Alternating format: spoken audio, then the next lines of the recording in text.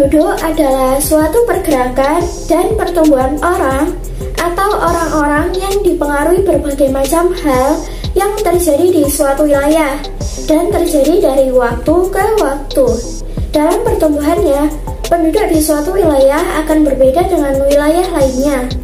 Ada wilayah yang mengalami pertumbuhan penduduk dengan cepat sehingga menyebabkan kepadatan penduduk. Dan ada juga wilayah yang pertumbuhan penduduknya yang tidak begitu cepat, sehingga bisa menyebabkan kekurangan penduduk.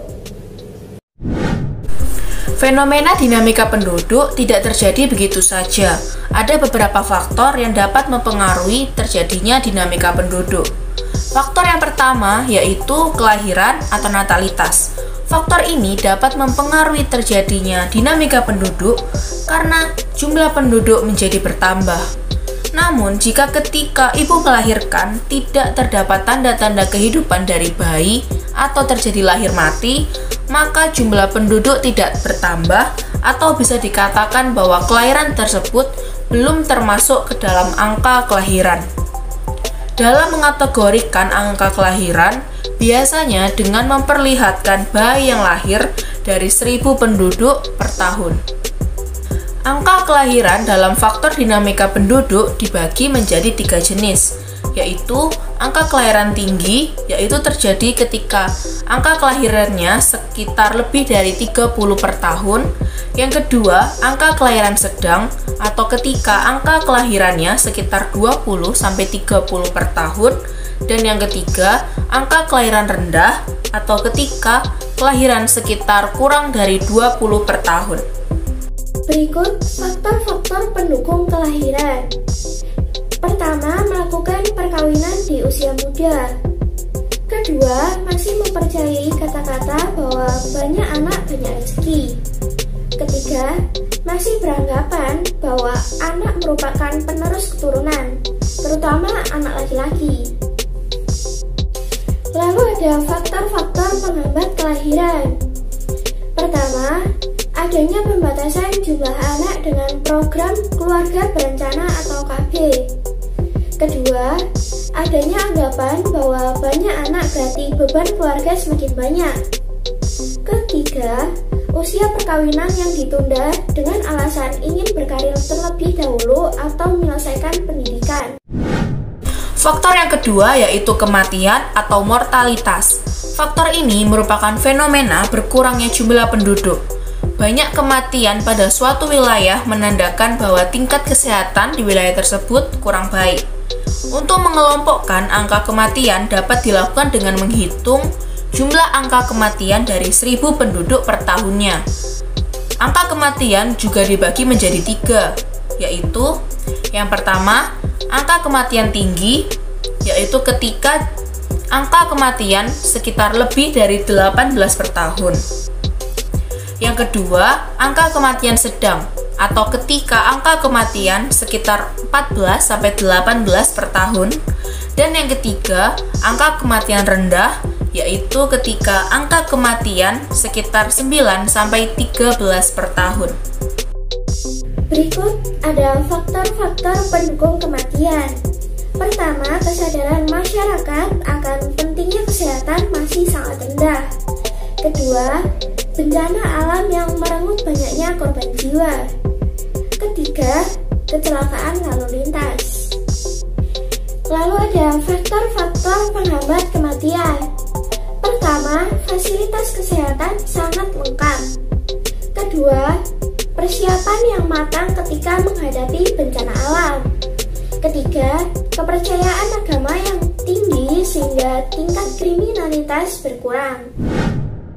Faktor yang ketiga yaitu migrasi atau perpindahan. Migrasi juga sering dikenal sebagai perpindahan. Perpindahan yang dimaksud adalah adanya penduduk yang berpindah dari satu wilayah ke wilayah lainnya. Migrasi ini bisa menumbuhkan penduduk pada satu wilayah atau migrasi masuk, dan juga menurunkan penduduk pada suatu wilayah atau migrasi keluar. Migrasi dibagi menjadi 5 jenis, yaitu yang pertama ada emigrasi atau perpindahan penduduk dari suatu negara ke negara lainnya untuk menetap.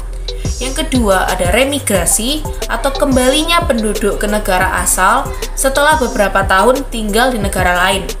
Yang ketiga ada imigrasi atau masuknya penduduk dari luar negeri ke negara tertentu untuk menetap. Yang keempat ada urbanisasi atau perpindahan penduduk dari desa ke kota yang terjadi dalam satu negara. Dan yang kelima ada transmigrasi, yaitu perpindahan penduduk dari daerah yang padat penduduknya ke daerah yang jarang penduduknya dalam satu negara. Berikut adalah faktor-faktor penyebab terjadinya migrasi. Pertama, lowongan pekerjaan yang semakin menipis. Kedua, sulit beradaptasi di daerah asalnya.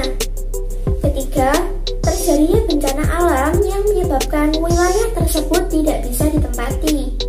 Keempat, adanya tekanan dalam bermasyarakat. Kelima, peluang kerja lebih besar sehingga kehidupan sosial ekonomi lebih terjamin.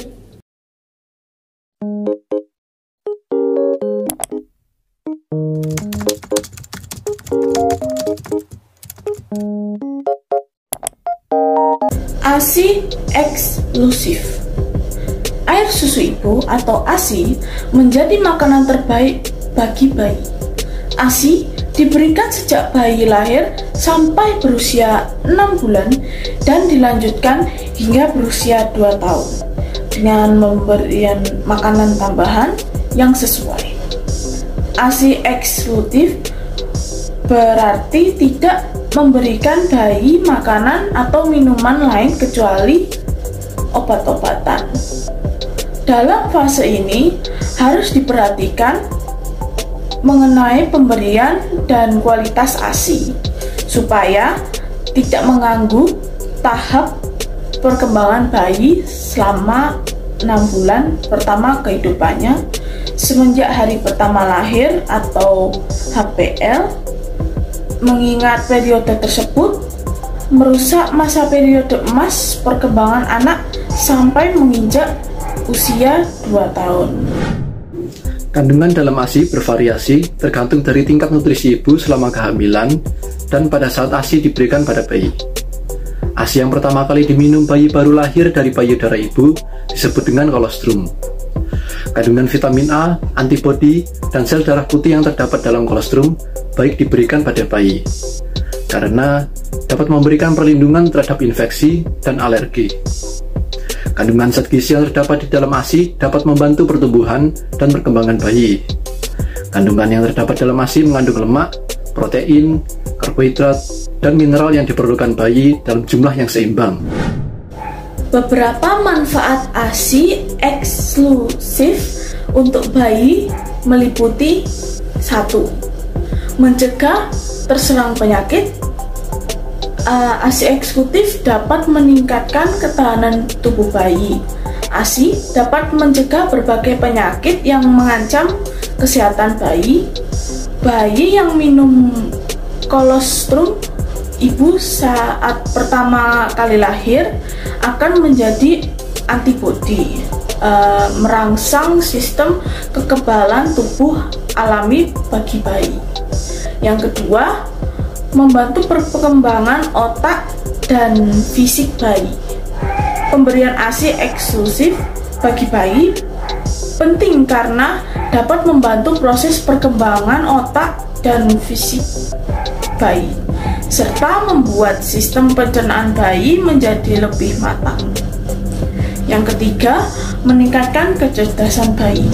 Yang keempat, mengandung ASI berupa kadar leptin berperan penting dalam metabolisme lemak. Yang kelima, memperkuat tulang bayi. Yang keenam, menurunkan risiko sindrom kematian bayi mendadak atau SIDS. Yang ketujuh, mengurangi risiko penyakit jantung. Yang ke-8, mengurangi risiko obesitas. Yang ke-9, membantu bayi menjadi tenang dan tidak mudah gelisah. Yang ke-10, mengurangi kemungkinan alergi. Manfaat ASI eksklusif bagi ibu antara lain mengatasi rasa trauma baby blues syndrome, Ibu yang baru melahirkan rentan mengalami baby blues syndrome, yakni gangguan suasana hati yang menyebabkan ibu mudah sedih, lekas marah, dan lelah. Namun, secara perlahan, rasa trauma pasca persalinan akan hilang dan ibu dapat terbiasa menyusui bayinya. Kemudian, manfaat ASI eksklusif yang selanjutnya adalah mencegah kanker payudara dan juga menjadi alternatif kontrasepsi alami.